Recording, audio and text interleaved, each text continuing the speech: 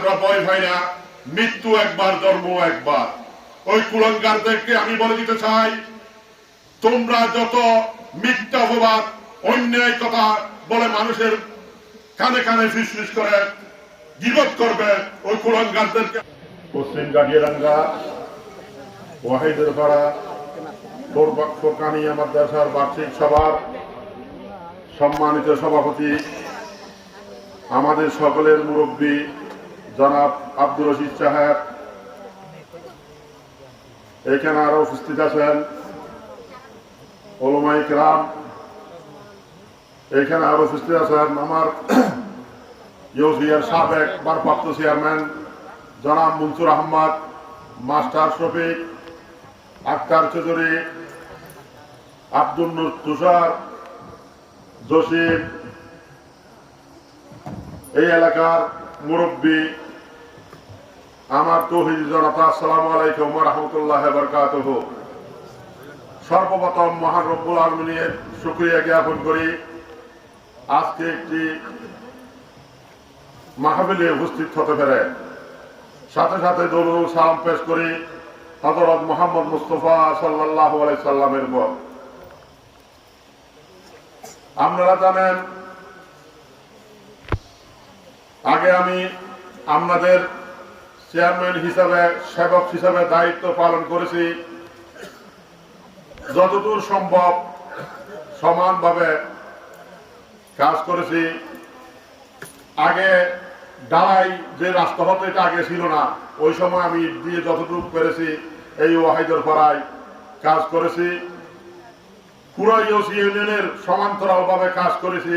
কেউ যেন বলতে না পারে পশ্চিম কাঠিয়াডাঙ্গার চেয়ারম্যান হয়েছে, শুধু কাঠিয়াডাঙ্গায় কাজ করেছে। কিন্তু আমি সমানভাবে ইউসি ইউনিয়নে কাজ করেছি।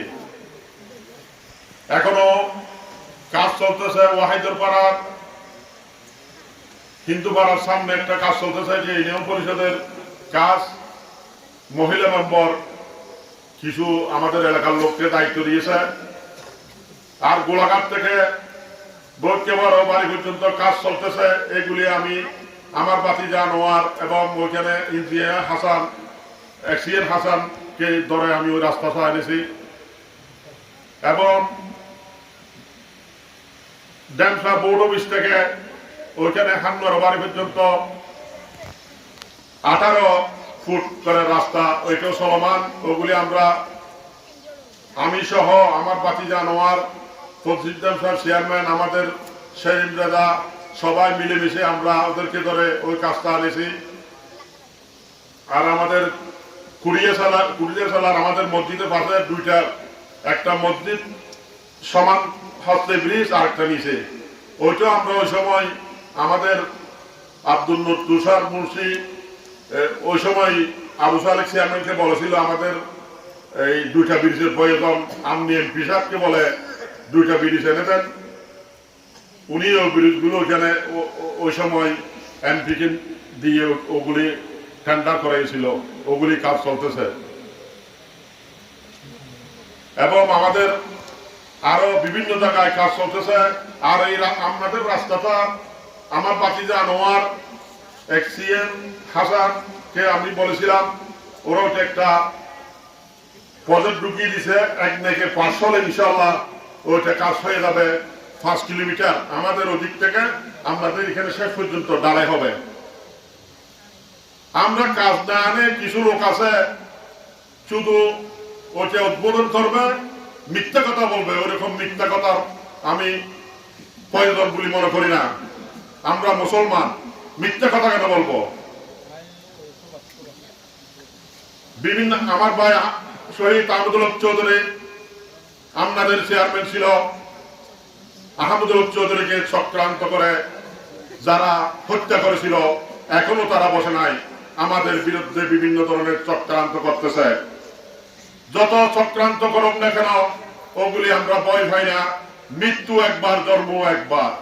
ওই কুলাঙ্গারদেরকে আমি বলে দিতে চাই, তোমরা যত মিথ্যা অপবাদ অন্যায় কথা বলে মানুষের কানে কানে ফিসফিস করে গীবত করবে, ওই কুলাঙ্গারদেরকে আমি বলে দিতে চাই, সাবধান। মিথ্যার একটা সময় আছে, মিথ্যা কথা বলে মানুষকে বিভ্রান্তি করবেন না।